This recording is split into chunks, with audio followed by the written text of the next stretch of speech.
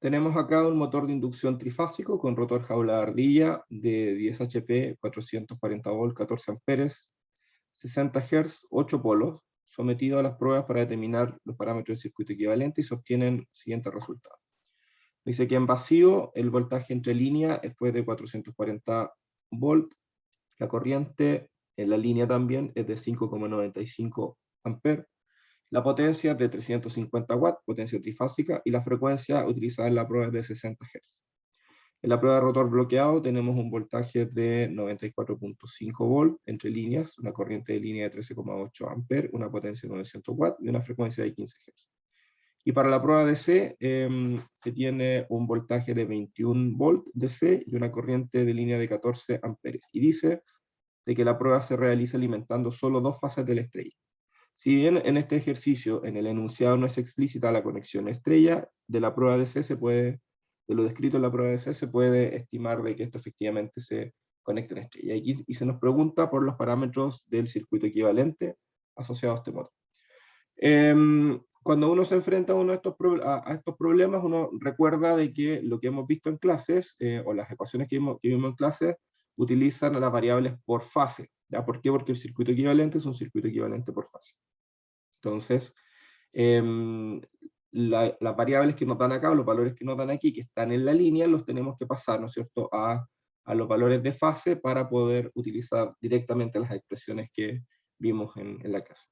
Otra variable que hay en este ejercicio tiene que ver con el orden de resolver. O sea, yo puedo resolver, o sea, primero siempre voy a obtener, utilizar la prueba de C para hacer el cálculo de la resistencia del estator, y luego puedo utilizar o la prueba de vacío para calcular la resistencia de magnetización, o la prueba de rotor bloqueado para calcular los elementos de la rama serie. Cualquiera de las dos, el orden de los dos es correcto, va a significar pequeñas variaciones en los valores obtenidos. La verdad es que uno podría recomendar quizás utilizar, realizar siempre primero, resolver primero la prueba de rotor bloqueado, ¿cierto? O resolver primero la prueba de vacío, pero eso va a depender de las condiciones de la prueba de vacío. Por ejemplo, si yo logro realizar la prueba de vacío a velocidad nominal, ¿cierto? A velocidad, la prueba de vacío eh, a la velocidad nominal, puede ser de que me convenga resolver ahí primero. O si hago la prueba de rotor bloqueado, en el cual los parámetros de la rama de magnetización son muy grandes, o sea, la corriente de vacío es muy pequeña, entonces en ese caso conviene resolver primero la prueba de rotor bloqueado. La verdad es que son consideraciones prácticas que son difíciles de evaluar, y por lo tanto en la práctica da lo mismo si lo hacemos, o sea, si resolvemos primero o calculamos primero los parámetros de la prueba de vacío o los parámetros de la prueba de rotor bloqueado. En ambos casos vamos a tener pequeñas variaciones, como les decía, en los parámetros del circuito equivalente. Aquellos que hayan resuelto este ejemplo de una forma, ¿no es cierto?, ahora si lo resolvemos de otra van a poder hacer la comparación, van a poder comparar sus resultados. Bueno. Primero entonces, en estos ejercicios de cálculo de parámetros, lo primero que vamos a hacer es utilizar los valores de la prueba de C. Entonces lo primero que vamos a hacer es, siguiente, de la prueba de C. ¿Qué es lo que obtenemos de la prueba de C? Obtenemos la resistencia R1. Y en este caso, mi resistencia R1 va a ser, ¿no es cierto? Fíjense que aquí está alimentado solo con dos fases de la estrella. Es decir, mi circuito más o menos me queda una cosa así. Si yo tengo aquí mi estrella, ¿ya? Y aquí tengo mi fuente de C, entonces yo lo que tengo es esto, ahí y ahí. Y aquí tengo mi corriente I de C, y aquí tengo mi voltaje V de C. Por lo tanto, la resistencia que yo calcule a partir de los datos de la prueba de C corresponde a la corriente que circula por dos fases. ¿Ya? Esto significa entonces de que la resistencia R1 para este ejercicio es 1/2 el voltaje V de C sobre la corriente I de C. Entonces, si aquí reemplazo los valores, es 1/2 por la corriente, el voltaje es 21, la corriente acá es 14, y esto significa que la resistencia R1 es de 0,75 0,75. ¿Ya? Ahí está, y y tengo inmediatamente el resultado, ¿no es cierto?, del primer parámetro que se obtiene en la prueba de C. Luego voy a utilizar, ¿no es cierto?, la prueba de rotor bloqueado. Entonces, segundo paso de la prueba, ¿no es cierto?, de rotor bloqueado.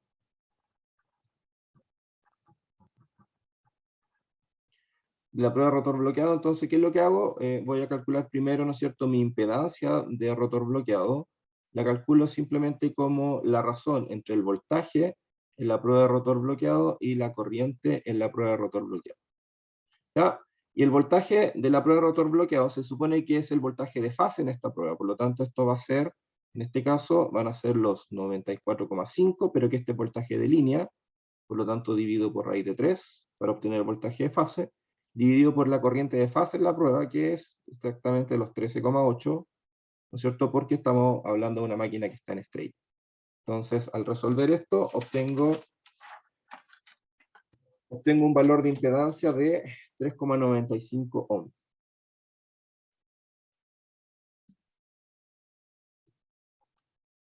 ¿Ya? Y ahora calculo el ángulo de fase, el ángulo de la impedancia de rotor bloqueado, ¿no es cierto? Este teta LR, ¿cierto? Que se obtiene como el coseno a la menos 1, el arco coseno, ¿cierto?, del factor de potencia, donde el factor de potencia va a ser la potencia de la prueba de rotor bloqueado dividido, ¿no es cierto?, por la potencia aparente, que es, ¿no es cierto?, 3 veces el voltaje de la prueba por la corriente, ¿no es cierto?, de la prueba de rotor bloqueado. Reemplazamos los valores y aquí vamos a tener entonces coseno a la menos 1 de la potencia, de acuerdo a mi tablita, ¿no es cierto?, la potencia de la prueba de rotor bloqueado son 900 watts. ¿Ya? Y abajo tengo 3 por el VLR, pero este voltaje de la prueba de rotor bloqueado 94,5 dividido por raíz de 3, y con este 3 me queda esto expresado como raíz de 3 por 94,5, y esto por la corriente, ¿no es cierto?, que eran estos 13,8. Resolvemos, ¿no es cierto?, y vamos a obtener que la impedancia de la prueba de rotor bloqueado, ¿no es cierto?, es de 66,52 grados. 66,52 grados. ¿Ya? Entonces tenemos el valor de la impedancia y el ángulo de la impedancia, la magnitud y el ángulo. Entonces, a partir de esta prueba de rotor bloqueado voy a calcular ahora mi resistencia equivalente de rotor bloqueado, que sería simplemente la impedancia por el coseno del ángulo. Ahí, ¿cierto? Facilito. Reemplazo este 3,95 y el 66,52 y voy a obtener un valor de 1,57 ohms. Y de aquí entonces puedo calcular mi resistencia R2, que se obtiene simplemente como la resistencia de la prueba, menos la resistencia R1 que obtuve del valor de la prueba de C. O sea, esto finalmente va a ser 1,57 menos 0,75, y esto me da un valor de 0,824 ohms. ¿Cierto? ¿Es el mismo resultado que ustedes ya habían obtenido cuando resolvieron este ejercicio? O algo parecido, por lo menos, ¿o no? Gracias. En la Me reactancia... equivoqué en ¿Sí? la resistencia en la prueba de C. Se equivocó en la resistencia de la prueba de C. Sí, porque ocupé el voltaje de fase, no sé por qué hizo, y dividí en dos, pero usé la fórmula 2 tercios. Ahí no me había quedado clara esa parte. Claro, al utilizar la fórmula de 2 tercios, sí, está asumiendo de que esta fase está puenteada o cortocircuitada con esta fase. Y en ese caso sí es 2 tercios, porque tiene la resistencia de una fase en serie con el paralelo de las otras dos. Ya, seguimos entonces. Tenemos ahora la reactancia de la prueba de rotor bloqueado. Entonces tenemos aquí la impedancia, ¿no es cierto?, de rotor bloqueado, pero ahora ya no es por el coseno, sino que sería por el seno. Lo que hacemos es calcular la parte imaginaria de la impedancia equivalente de rotor bloqueado. Por seno entonces de teta LR, ¿ya? Y esto, si reemplazamos los 3,95 nuevamente y el ángulo 66,52, vamos a obtener una impedancia de 3 3,623 ohm. Pero aquí hay un detalle. Estos 3,623 ohm se obtienen con la prueba de rotor bloqueado, ¿no es cierto?, que se realiza a 15 Hz. ¿Ya? Y yo lo que necesito es calcular los parámetros de circuito equivalente. Necesito calcular los parámetros de circuito equivalente, pero a la frecuencia nominal, que es de 60 Hz. Por lo tanto, voy a tener que calcular, ¿no es cierto?, mi XLR', que sería mi XLR, ¿no es cierto?, la reactancia de la prueba, pero afectada por la frecuencia. Es decir, la frecuencia nominal dividido por la frecuencia de la prueba de rotor bloqueado. Ya, bueno, aquí es evidente de que esto van a ser los 3,623 por 60 sobre 15, ¿no es cierto? Y esto va a dar como resultado 14,49 ohm. ¿Ok? Entonces tenemos aquí 14,49. Y ahora, de este valor puedo calcular, puedo obtener los valores de las reactancias en serie, ¿ya? De la X1 y la X2. ¿Cómo lo obtengo? Bueno, tengo que ver, una forma de verlo, ¿no es cierto?, es a través de la clase del motor, pero aquí no nos dicen si el motor es clase A, B, C, D, ¿ya? Y ahí me dicen que es motor jaula de ardilla, entonces, como no tengo esa información, voy a asumir lo más fácil, y lo más fácil es decir de que ambas reactancias se reparten en forma equitativa. Entonces, voy a tener acá, ¿no es cierto?, que como no hay información de la clase, como no hay información de la clase del motor, Profesor, ¿y? una consulta con el XLR. ¿Y? ¿Por qué le está dando la parte imaginaria más grande que como la hipotenusa de este triángulo de impedancia? Porque le está dando 3,6 y la total vale 3,45. No, estaba mal escrito, es 3,95. Ah, ok, gracias. Es 3,95. Ya, entonces como no hay información de la clase del motor, se asume, ¿no es cierto?, de que la X1 igual a la X2 y es igual a la mitad de la XLR', ¿ya? La XLR', que es a 60 Hz. ¿Ya? Por lo tanto, aquí es fácil, ¿no es cierto? Y si esto está dividido por 2, como esto está dividido por 2, entonces el resultado acá es muy fácil y son solo 7,24. 7,24 ohm cada uno. Y aquí tenemos entonces X1, X2, ¿no es cierto? R2 y R1. Ya tenemos todos los parámetros, ¿no es cierto? Todos los elementos de la rama serie. Ya, ahora usamos entonces la prueba de vacío. ¿Ya? Entonces, a partir de la prueba de vacío, vamos a calcular los elementos de la rama paralela. Entonces, tercer paso de la prueba de vacío.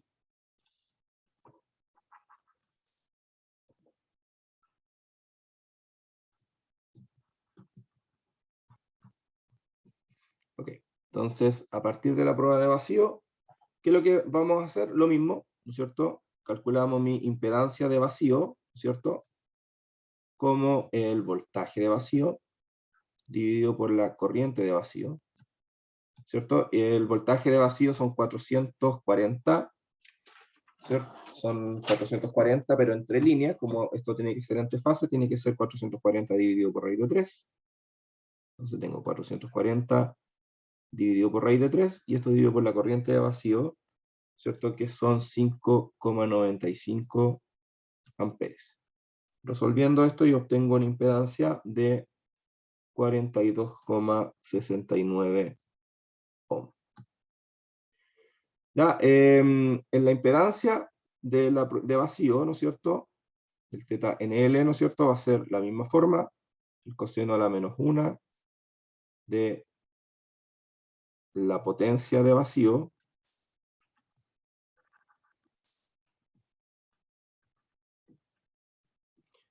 dividido por la potencia aparente. 3 veces el voltaje de vacío por la corriente de vacío. Reemplazamos los valores y esto queda como coseno a la -1 de la potencia de la prueba de vacío, que son 350 watts, y dividido por raíz de 3 por 440 por la corriente, que son 5.95. Y esto me da entonces un ángulo de 85.57. Ya, tenemos entonces las impedancias equivalentes asociadas a la prueba de vacío. A partir de esta impedancia equivalente, ahora voy a calcular mi resistencia. ¿Ya? Mi resistencia y mi reactancia. Entonces voy a tener que la resistencia de la prueba de vacío es la parte real de la impedancia. Entonces tengo mi resistencia, va a ser la impedancia ZNL por el coseno del ángulo, ¿no es cierto?, teta NL. Si reemplazo los 42.69 y el ángulo 85.57, obtengo una impedancia de vacío de 3,3 ohms.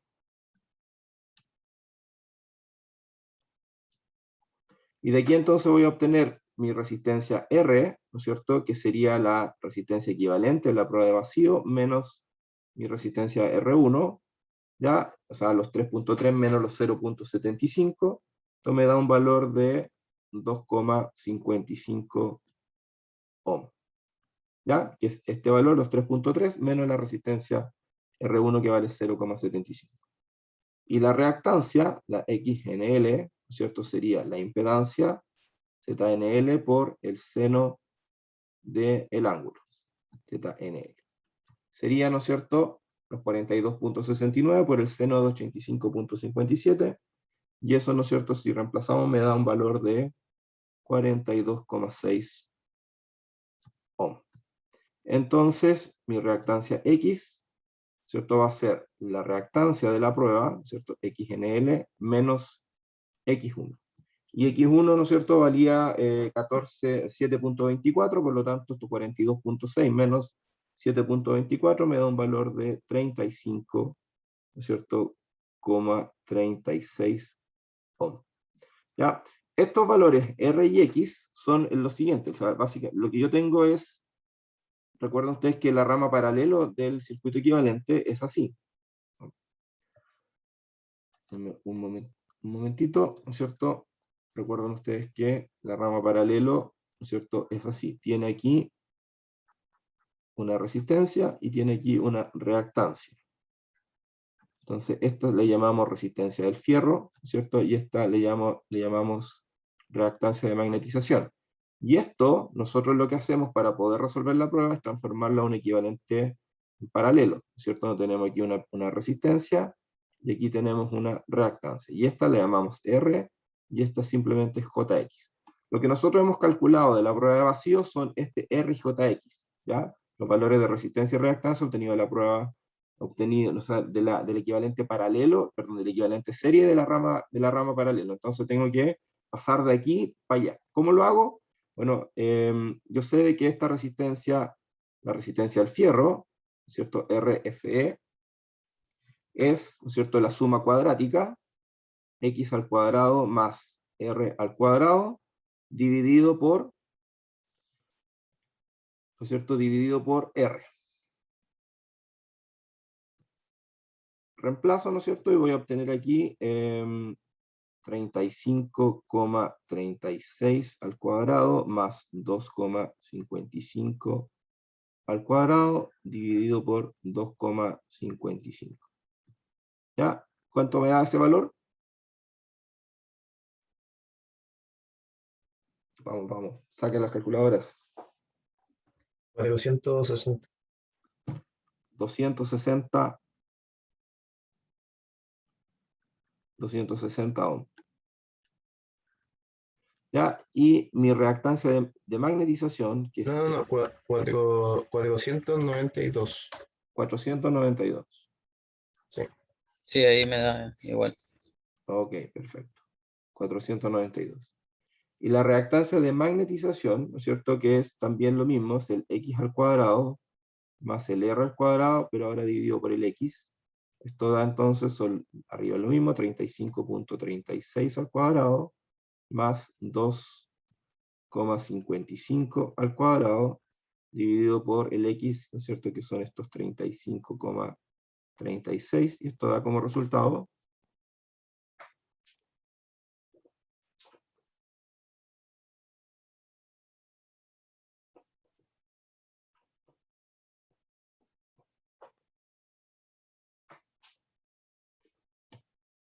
35.5. Tuve un resultado de 35.5 ohm.